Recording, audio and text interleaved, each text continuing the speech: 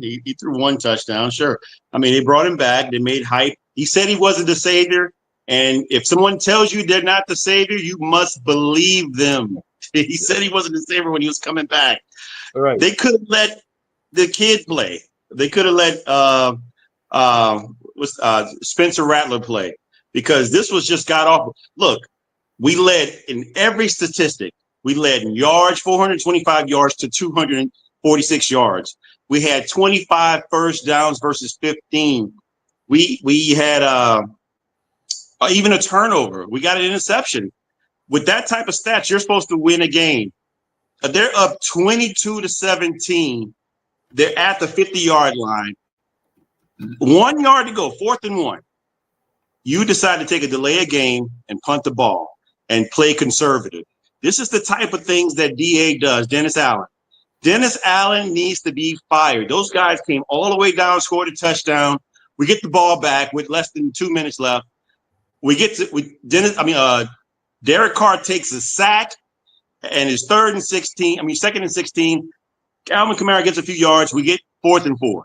4th and 4. Alvin Kamara's got 200 plus scrimmage yards. Give him the ball. Give Taysom Hill the ball. Give Foster Moreau the ball, but don't give the 4th receiver the ball on a 30-yard fade. He threw him a 30-yard fade, and it messed up. Derek Carr is not confident in his abilities in the short game and the intermediate game. And I have to tell on live podcast right now, I got to tell Jack, hey, you're right. You were right. Derek Carr is the best second-string quarterback that starts in the game right now. He's not a number one guy. He's not an elite quarterback. He's a number 20, 25, somewhere around there. He's getting paid $150 million to be that guy. We need to have a garage sale. We need to get rid of him and then take the hit on the back end with all the dead money we're going to end up with. And we need to get rid of a few other players that are too old, long in the tooth. And we need to fire Dennis Allen, the guy that's got a record of 24-52, 53 now today. We lost to the worst team, and now we're tied with the worst team. And we are in line for the 2nd pick in the draft after winning the first 2 games with 91 plus points. I'm done. And our colleague Sonia Pearson was on the NFL on the Big Football Show, I should say. And of course, she's made picks. And listen, I encouraged her. I said, I hope you come back. And she was totally mean to me, James. And I hope she's watching. I mean, and she's all excited, like she's going to take first place. And she's like 1-1-1. She ain't going nowhere. She's acting like she went 3-0. So it's just it's very competitive. We're very competitive people. We are. We're very, yes. And I tell you, I told Sonya in a text message, congratulations to the win, and I'll say it live on here. Congrats. I won't give you a backhanded compliment. Just congrats, and I'll leave it at that. Yes, well, I will. Bryce Young still stinks. I'm just going to let you know that. 1 touchdown, 1 interception. He didn't do anything fantastic. Listen, the Cardinals are tied now with the 49ers for first place. We've been saying maybe it's a sleeper, and then we say, well, look at they played their competition. Then we say, they're playing pretty good, and now they have beaten. I think they've won 2 in a row now, or 3 in a row. Well, 3 in a row. 3 in a row. 3 in a row. Yep. 3 in a row, and they beat the Bears, who were supposed to be the up and coming team this year, and now they fall again. The Bears right now. Let me see if I get it. The Bears are 4-4, which is still not bad. But I mean, when you're playing in a division with the Detroit Lions and the Green Bay Packers and the Minnesota Vikings, 4-4. And they still got some tough games ahead of them. So, I mean, we'll see what happens with the Bears. Only to get 3 field goals is terrible. So let's go through some of the games. Of course, we already talked ad nauseum about the Jets winning in the second half. The Wilson catch. I was not able to get to any of the news this morning because Pags came in and, oh, my God, everything went to pot. But we'll try to get to some of that news today. And as I said, Commander Nash from the Washington Commanders, Superfan, will be in about 7:30. So we'll be definitely talking about the Giants and the Commanders. So Herbert throws for 2 touchdowns. Dobbins runs for 2 touchdowns. Winston, the interceptions came forward. I don't know if he threw a pick 6 today. I didn't see the game, but he had 3 interceptions and 1 touchdown, James. He virtually had a reverse of what he had last game. He had 3 Right. touchdowns and 1 interception, or no interception, and now 1 TD. And I just told you, I just knew that this is a Jameis Winston that I saw playing for the Saints. He had some good games under Sean Payton, but then he got hurt. But then the next year, the old Jameis just comes out. You give him a good defense in his face, he gets rattled, and he makes erratic decisions. And this is what you get. And I just think he'll probably have some good games, some highs, and he's going to have some lows like today. And the Chargers, I mentioned earlier, they have a stingy defense. I knew they were going to probably shut him down. They have a good line up front, and they also have good linebacking core as well. They do, and the Bears. Was it the center that was having problems? He got hurt, James, or something happened in the interior of that Chicago line, and they've had problems with Chicago too, with their front line. So it doesn't look like that has changed. So New England had a chance, I thought, a really good chance of beating the Tennessee Titans today. It went into overtime. Rudolph had a pretty good game. He 240 yards, 1 touchdown. Pollard, I bet the Cowboys wish they had Pollard back right now because, man, he had a real good game. And I think 128 yards, a couple touchdowns to the receivers. And May with 1 touchdown, 2 interceptions, ran for 95 yards. He was running all day back there. So, but the touchdown he threw was simply amazing, though. It was. It was. Man, he was under duress, and he got that to the running back, and man, that was impressive. He's showing better than what they said about him in the beginning of the year. I'm conflicted there because you have Brissett, who had a pretty good game last week, and he's coming off concussion. Maybe they should give him another week. Maybe they should let Brissett start and see what happened. And maybe if he has problems, bring in May. That's the future. Why do you want to try to get him hurt again? I was kind of iffy about that choice, but it is what it is. They put May in there, and Tennessee ends up winning 20-17. We already talked about Carolina and New Orleans, so we'll kind of skip over that. Allen, 3 touchdowns. Ray Davis, 70 yards receiving and a touchdown. Tua did throw for 231 yards and a touchdown. We talked about Chain earlier today, last running back to have 200 yards. He also had a touchdown running and receiving. Buffalo, I don't care, spread or no spread. Buffalo and Josh Allen has Miami's number. And, we talked to Jack about it, and we said, it's going to be a little colder than it is in Miami. And he's like, it's not that cold and blah, blah, blah. But anyway, Buffalo does come out on top, James. Look, it was a much closer game than anticipated. I thought that Buffalo would probably dominate this game, but I figured Tua is trying to come back. He's going to get a little bit better, improve upon what he did last game. And he did. But, Josh Allen is just really an MVP candidate. There's no denying that right now. If he doesn't win it, it's going to be because some other player like Lamar or Goff is going to win it.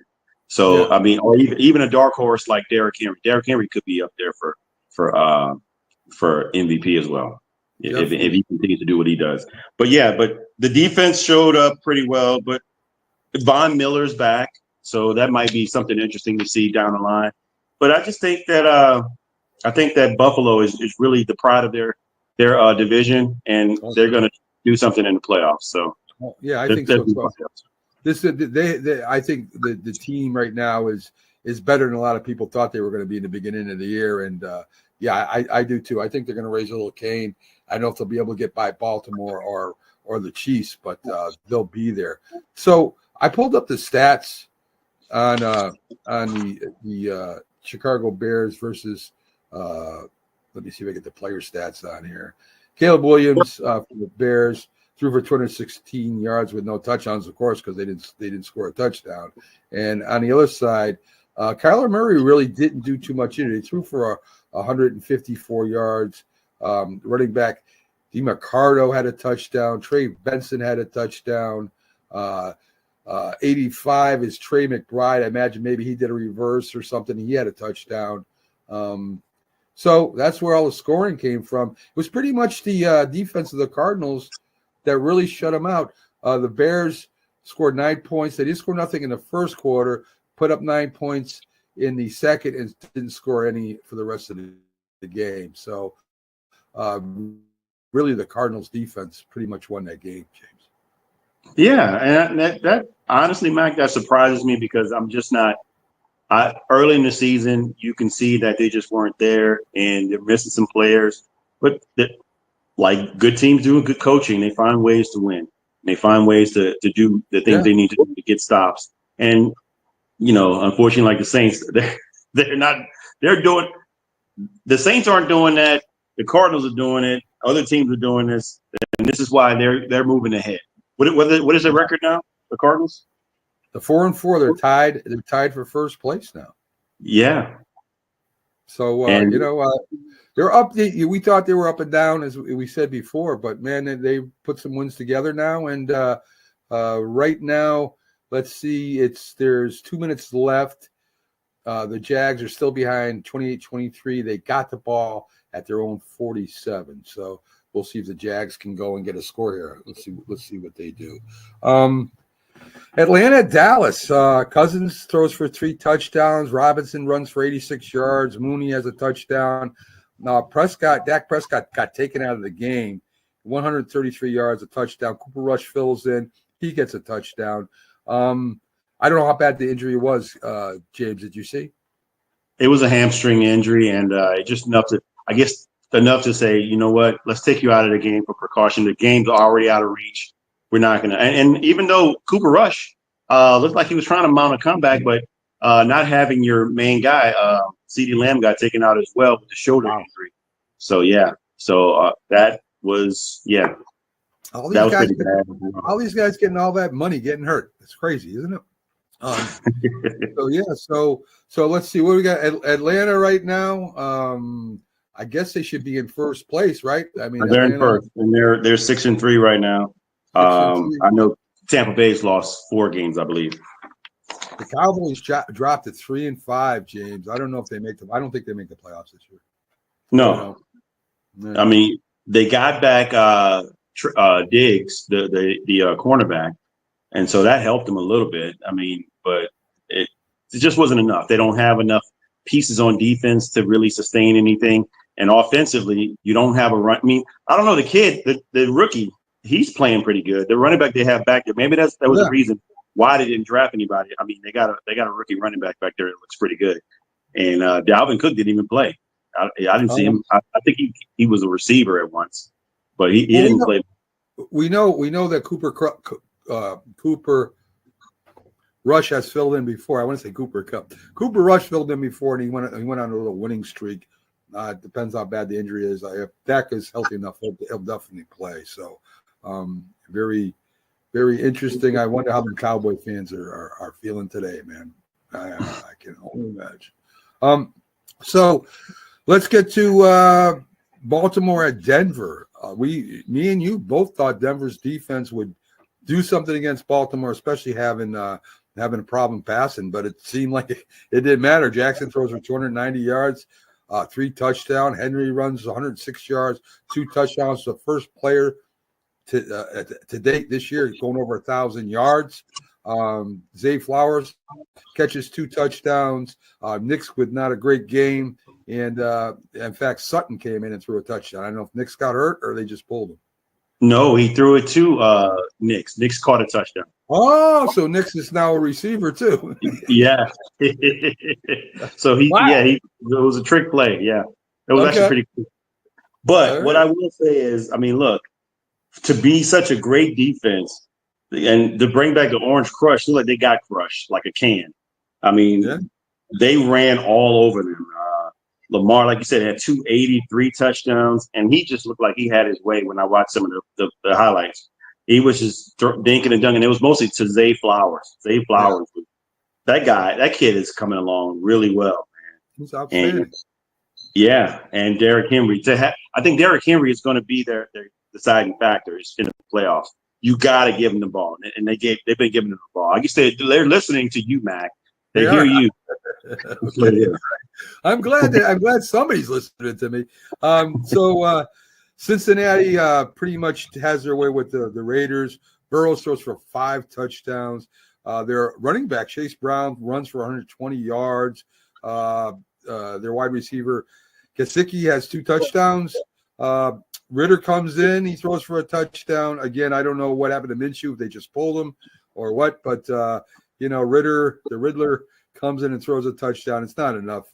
Cincinnati really had their way with the Raiders today. Oh man, the defense stepped up. Albeit against the Raiders. But they stepped up against the Raiders. Yeah. Trey Hendrickson had 4 sacks. So Trey is probably the bright spot on the Bengals defense. But other than that, it was a Joe Burrow show. 5 touchdowns. He tied his own record. So Cincinnati is still kind of alive, right? 4 and 5. If you don't lose any more games, you're 12-5. So right. That's playoffs. Right. Yeah, 4 and 5 is not bad at all. The Raiders dropped to 2 and 7. I don't think that Antonio Pierce will be coaching after this year. I just have a feeling they're going to let him go, especially with Tom Brady. I don't think Tom Brady is going to put up with with a coach that can't get the team together. He's definitely lost that locker room. So anyway, we also had, let's see, my Giants end up losing to the Commanders. We'll be hearing probably from the Commanders super fan, Commander Jay Nash will be in. Jaden Daniels throws for 2 touchdowns. Eckler did get a touchdown. He didn't get a lot of yards. McLaren had 2 TDs. Daniel Jones throws for 2 touchdowns and runs for 1. Again, he does just enough to give the coaches a little hope, right? They're right. He throws for 174 yards, 2 touchdowns. I said ran for 1. Jones is not the answer. Even when the year is over, he's not the answer. Hopefully they do draft a quarterback and we can push on after Jones last year coming up. So we'll see what happens. But New York has a good running game too, though. Right now, that's 164 total team yards is not bad at all. Yeah, that's pretty good. I'll agree with that. Theo Johnson got his first touchdown, a talented young tight end. They finally decided to throw to a touchdown to the tight ends, and he ended up getting 3 catches for 51 yards and a touchdown. On the Big Blues Brothers show, me and Big Bobby G talk about that a lot. They don't use their tight ends enough to control, to keep the chains moving and to throw the ball. Detroit has just won 24-14. So there you go. Lions are the king of their division. I don't know what to say. I don't see any. Really, I don't see any team this year that's going to beat them. I really don't. Not even the Eagles. I don't think the Eagles are better than the Lions. Green Bay falls to 6-2, and the Lions go to 6-1. So Green Bay played that. Everything regarding the Lions falls back on good coaching and good drafting. You get a little lucky with the drafting, but all those young guys are young, so they were there last year.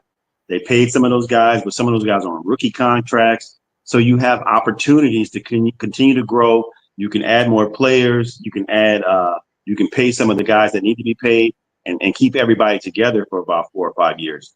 And that's where they look like they're headed right now. 100%, James. Good for the GM to stick with Campbell, the owner to stick with Campbell, not kick him out because he had a bad year.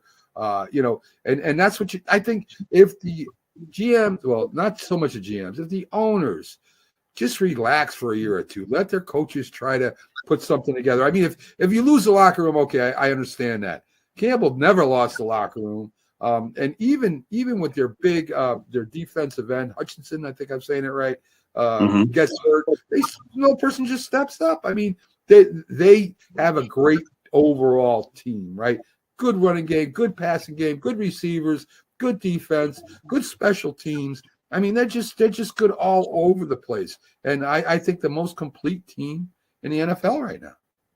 And they, not above all of what you just said, they have a mission statement. It's from their coach. Everybody is bought in. Every single player, trainer, whoever it is, coaches, they're all bought in. And that's what you need, man. And I heard Jared Goff speak on his coach, and he said he's the best coach I've ever played under, ever.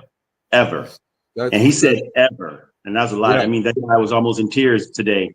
In the head coach when the interviewer was telling him what he said, and he said that's a great thing that he said that. I was like, oh, wow, I didn't know that he felt that way.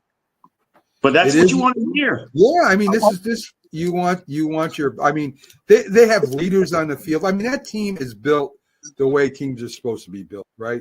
Old fashioned and everything. It just looks. I think Detroit's the best team in the league, period. I'll throw them against the Chiefs too. I mean, the Chiefs would be the only team that I think might be able to beat them. Well, we have our special guest in today, Commander Nash. He's a big Washington. We call them the Redskins. I think me and Jake both still call them the Redskins. They ended up coming up and beat my Giants. They're 2-0 against them, Commander. I'm still going to let you on, Jay. How you doing today? Good to see you again. How you doing? Good, Jay. Glad you could make it on today, man. I miss not having you on our shows on a regular basis. Hey, listen, give you guys all the credit. I mean, you guys got an exciting young team. You got an exciting young quarterback. Your defense is better than what people thought it would be. You got of course, McLaurin has always been a good receiver. It's just starting to show with Jaden Daniels. They're throwing him the ball now. I mean, we gave it the old college try, man, but you guys ended up putting us away. Oh, it was an exciting game, and it's so exciting to be a Washington Commander fan this year. I've been to every home game. I haven't seen a loss yet. The fans are coming back. The energy's in the tailgating. It's just so passionate, man. Fans are giving, and we're winning. We didn't give up no sacks today. Daniels is getting better.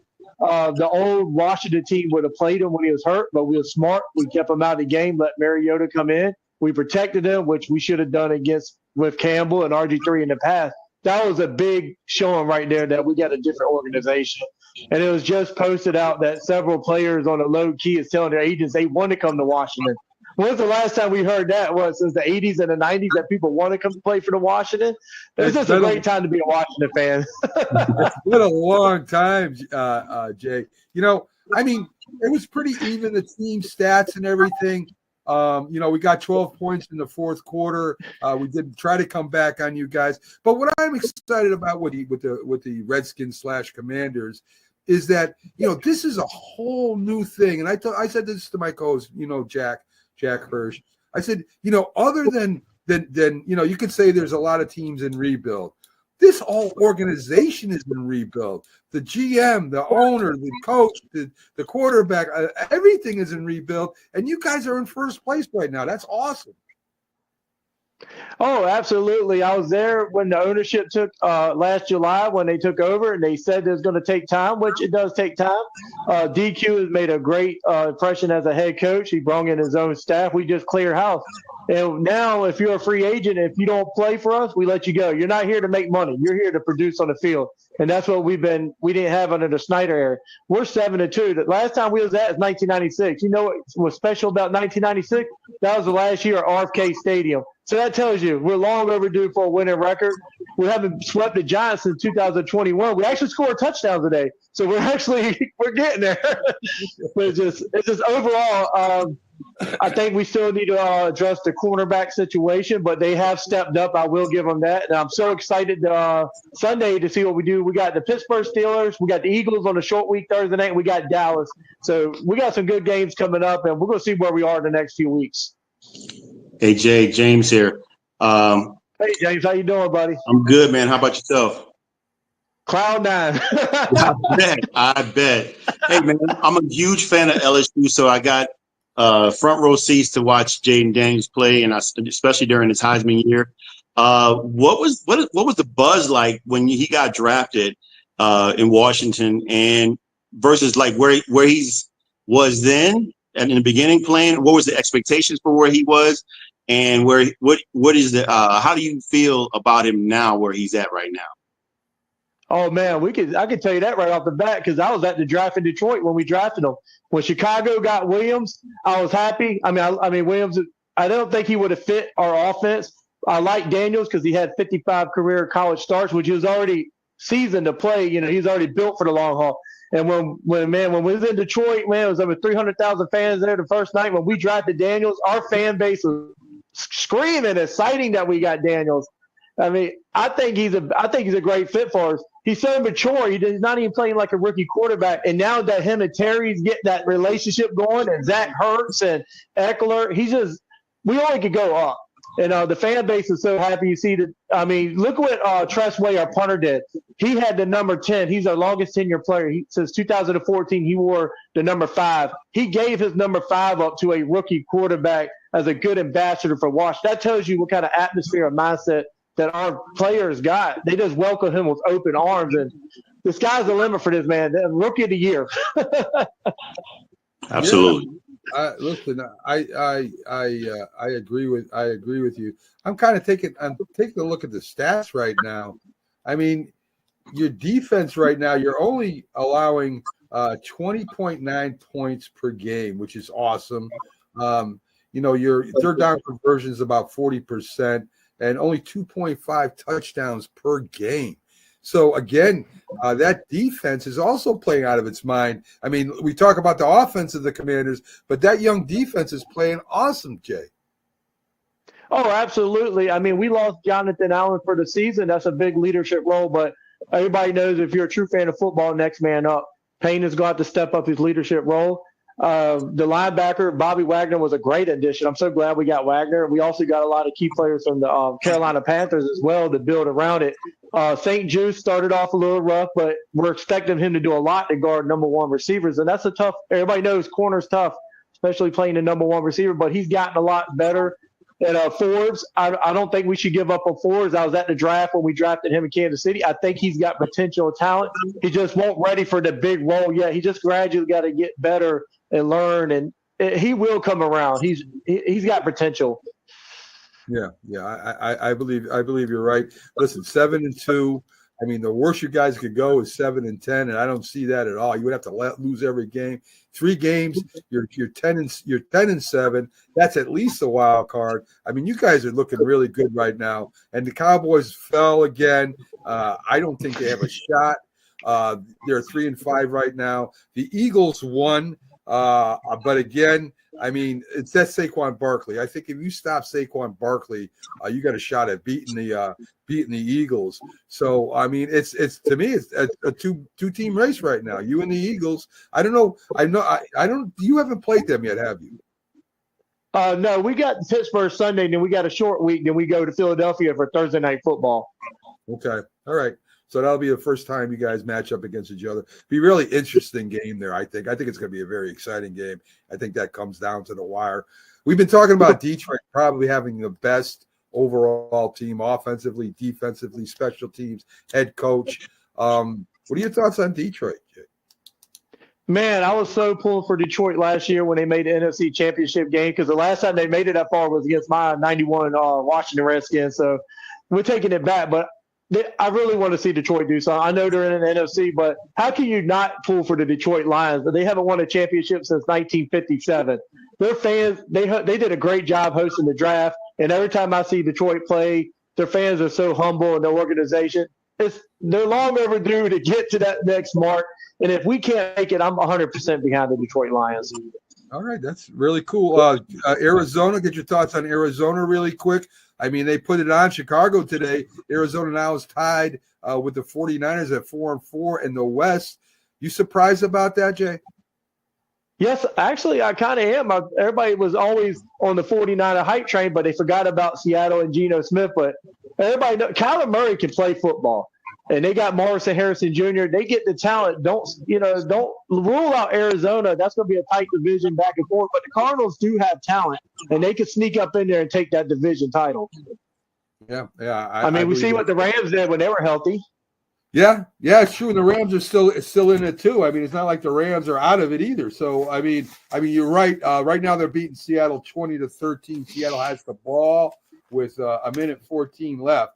So we'll see what happens. We'll see what happens at the end of the game here. Well, minute 14, 2nd and 10. It looks like that they might be across the 50, I think, right now, heading towards the Rams' goal. Arizona, is 5-4. The 49ers are 4-4. Seattle right now is 4-4. Let's see, real quick where they're at. Yeah, they're at the 48-yard line of the Rams right now with a minute 14 left. So they still got time to go down there and do something. Let's talk a little bit about we talked about Green Bay and Detroit. Philadelphia gets by Jacksonville. Again, we talked about them.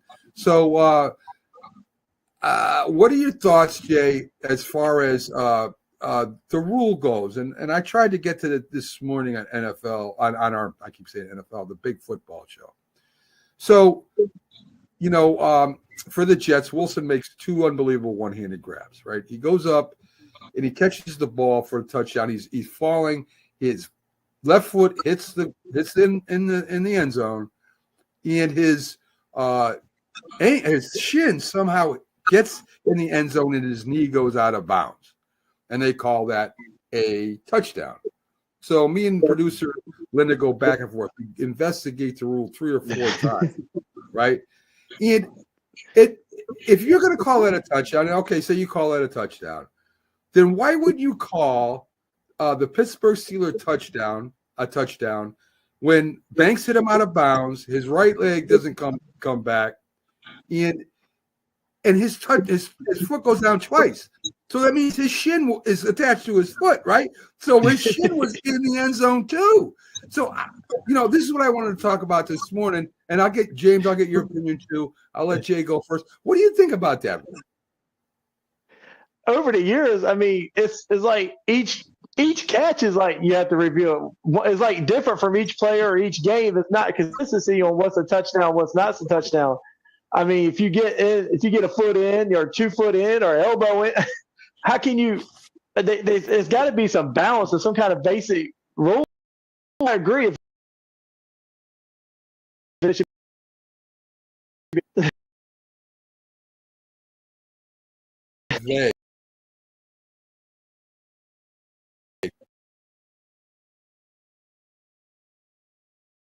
Rule is another part of his body touches and like his shin. That to me, when I saw that, I thought it was out. I thought he was done. I mean, it wasn't his knee, it wasn't his elbow, it was his shin. To me, the shin is too close to the foot, so it's almost like it's part of the